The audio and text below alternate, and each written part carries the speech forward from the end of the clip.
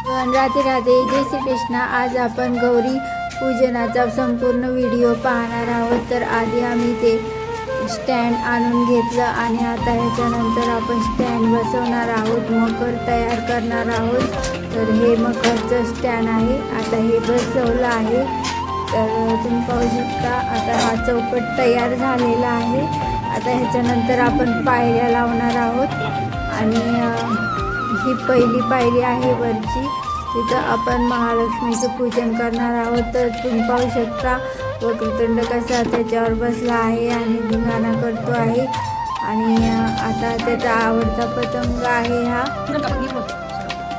आणि तुम्ही पाहू शकता भैयाने आता एवढं सगळं केलेलं आहे आणि आता फुलांचा हार लावणार आहे। आता ही पूर्ण इतकी तयारी झाली आहे। तर तुम्ही पाहू शकता हे सुंदर मखर तयार झालेलं आहे आणि पाहू शकता किती सुंदर फ्लावर्स दिसत आहेत आणि याच्यानंतर हा झुला लावला आहे आणि हे शिंपल्यांचं लटकन हे आणि आता देवीची मेकअप आपण करणार आहोत तिला आपण। आणि आता देवीचं पूजन तुळशीपासून देवीचं पूजन करणार आहोत, नारळाच्या झाडापासून। तर तुळशीपासूनच पूजन करतात आमच्या।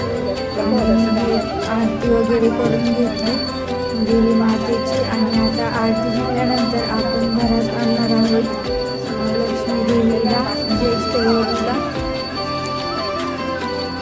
तर आता आरती झालेली आहे आणि आता घरात गौरीचं आगमन झालेलं आहे। तुम्ही पाहू शकता असे हे भांडे वाजवायचे असतात आणि गौरीला संपूर्ण घर आपलं दाखवायचं आहे। आणि दाखवल्यानंतर आता आपण गौरीला साडी नेसणार आहोत आणि तिला तिचे सर्व अलंकार घालणार आहोत।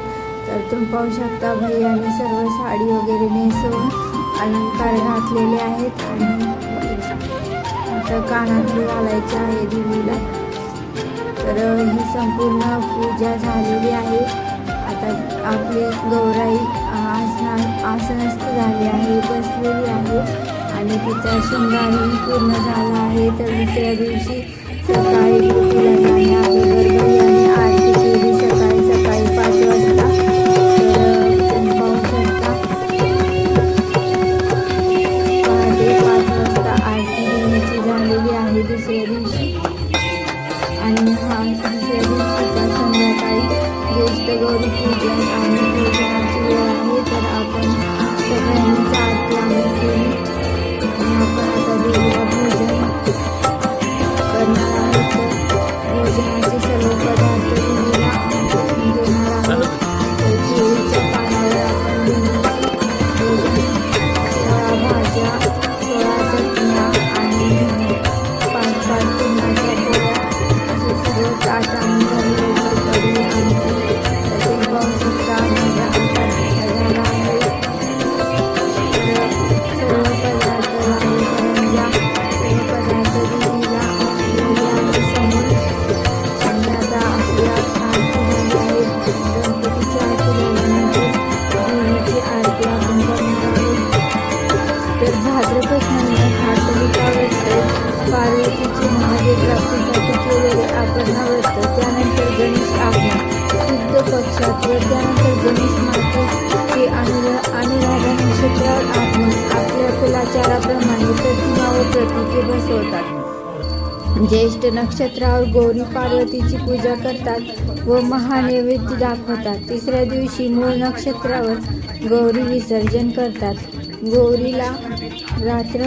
गौरीला देवी भारतभर असंख्य नावे आहेत, त्यापैकी गावगाड्यात तिला लक्ष्मी आई महालक्ष्मी म्हणतात आणि तिची ज्येष्ठ नक्षत्रावर पूजा होते म्हणून तिला ज्येष्ठ गौरी म्हणतात।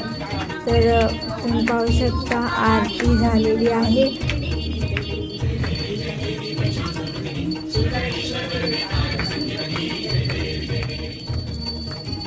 तर देवीची ही आज महापूजा असते, दुसऱ्या दिवशी तिची आरती केली जाते आणि नैवेद्यही अर्पण केला जातो आणि खूप स्वयंपाक मोठा असतो आणि लाडू, करंज्या, सांजोऱ्या, अनारसे, शेव सर्व पदार्थ आम्ही केले होते आणि आता आरती आम्ही दर्शनास पातळ ग पिवळे पातळ कोठेदार अंग चोळीची रविगार शक्तीचे आणि गणेशाचे आईचे रूप मानले जाते. अपराजिता पूजा या ग्रंथामध्ये द्वादश गौरीचा उल्लेख येतो. अग्निपुराणामध्ये गौरी मूर्तीचे सामूहिक पूजन केले जाते असे सांगितले आहे. लातूर येथे नीलकंठेश्वर मंदिरात शिवाची आणि गौरीची एक सुंदर कोरीव प्रतिमा आहे. त्यांच्या पायाशी एक घोरपड दाखवली आहे. गौरीच्या डाव्या हातात बीजपुरी आहे व केसावर फुलांची वेणी आहे. ही शिव परिवारातील देवता असून कोणाचे मंदिर आहे. एकदा असुरांच्या त्रासाला कंटाळून सर्व स्त्रिया महालक्ष्मी गौरीकडे गेल्या आणि त्यांनी आपले सौभाग्य अक्षय करण्याविषयी प्रार्थना केली. त्याला अनुसरून गौरीने असुरांचा संहार केला. शरण आलेल्या स्त्रियांच्या पत्नीला व पृथ्वीवर प्राण्यांना शिवी गेले. महालक्ष्मीच्या कृपाप्रसादाने आपल्याला सौभाग्य प्राप्त झाले. म्हणून तेव्हापासून सर्व स्त्रिया महालक्ष्मी गौरीची पूजा करू लागल्या. पूजेची पद्धत आणि परंपरा बदलल्या आहेत. काही कुटुंबात गौरीची मुखवटे असतात तर काही कुटुंबात परंपरेनुसार पानवठ्यावर जाऊन 5, 7 किंवा 11 खडे आणून त्यांची पूजा करतात. काही ठिकाणी 5 मडक्यांची उतरंडी करून त्यावर गौरीची मुखवटे लावून त्या उतरंडीची साडी चोळी नेसवतात आणि त्यांची पूजा करतात. काही घरात धान्याची रास म्हणजे गहू, तांदूळ, ज्वारी, हरभरा डाळ इत्यादीपैकी 1-2 धान्याचे ढीग करून त्यावर मुखवटे ठेवतात. बाजारात पत्र्याच्या लोखंडी सळ्यांना किंवा सिमेंटचे कोथळे मिळतात, त्यावर मुखवटे ठेवतात आणि कोथळ्यांना साडी चोळी नेसवतात. सुपात धान्याची रास ठेवून त्यावर मुखवटा ठेवतात किंवा गहू आणि तांदूळ यांनी भरलेल्या तांब्यावर मुखवटे ठेवून पूजा करतात. तेरड्याची गौड असते. तेरड्याची रोपे मुळासकट आणतात. ही मुळे म्हणजेच गौरीची पावले असा समज आहे. आधुनिक काळात गौरी पूजनाच्या व मांडणीच्या पद्धती व गौरीच्या रूपातही आधुनिकता दिसून येते. विविध रूपात अनेक घरात गौरी महालक्ष्मी येतात. आगमनाच्या दिवशी संध्याकाळी किंवा पंचांगात शुभ वेळ बघून मुखवट्याची आणि लक्ष्मीच्या हाताची पूजा होते. त्यांची रात्री गौरी उभ्या केल्या जातात. या गौरी महालक्ष्मी किंवा सखी पार्वतीसह त्यांची मुली, एक मुलगा आणि एक मुलगी मानतात. कोणी धातूची लक्ष्मीची प्रतिमा करून पूजा करतात, कोणी मातीची बनवतात तर कोणी कागदावर देवीचे चित्र काढून त्यांची पूजा करतात. तर आमच्या घरी परंपरेनुसार ही वाटीची लक्ष्मी आहे तर आम्ही हिची पूजा करतो. आम्ही डब्यावर ही लक्ष्मी मांडून तिला साडी चोळी नेसून तिचीही पूजा करतो.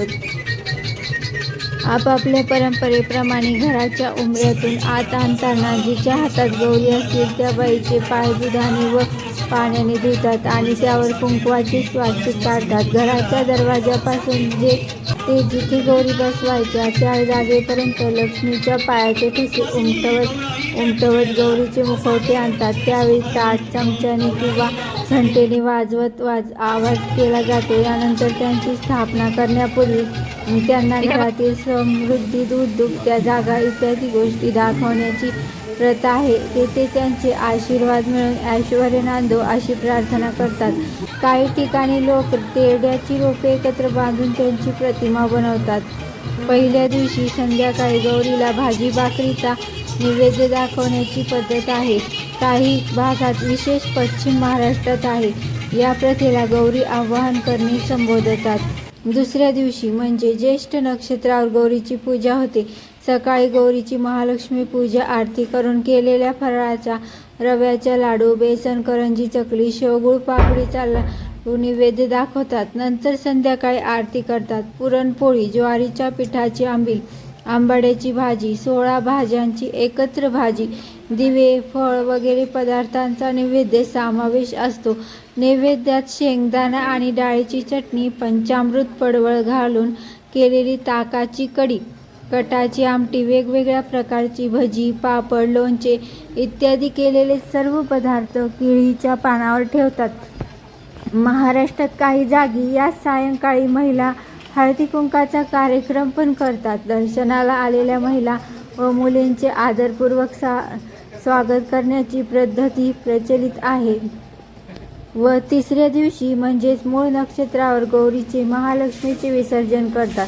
त्या दिवशी सकाळी पोहत्याच्या सुताच्या गाठी पाडतात. त्या सुतात हळदी कुंकू, सुकामेवा, बेलफळ, फुले, झेंडूची पाने, काशी फळाचे फूल, रेशमी धागा असे एक जिन्नस घालून गाठी पाडतात. यामध्ये हळदी कुंकू, रेशमी सूत, झेंडूची पाने, काशी फळाचे फूल हे महत्त्वाच्या वस्तू असतात. नंतर गौरीच्या महालक्ष्मीची पूजा आणि आरती करतात. गोड शेवयांची खीर, उडीद डाळीच्या भाजलेल्या पापड यांचा नैवेद्य दाखवतात. तिसऱ्या दिवशी गौरीच्या महालक्ष्मीच्या चेहऱ्यावर एक प्रकारची उदासीनता दिसून येते. गौरीची पूजा आरती करून पुढील वर्षी येण्याचे आमंत्रण देऊन तिचा निरोप घेतला जातो आणि तिचे विसर्जन केले जाते. धातूची किंवा कायमस्वरूपाच्या मूर्ती असतील तर त्यांचे विसर्जन न करता गौरीच्या पाण्यात गौरीचे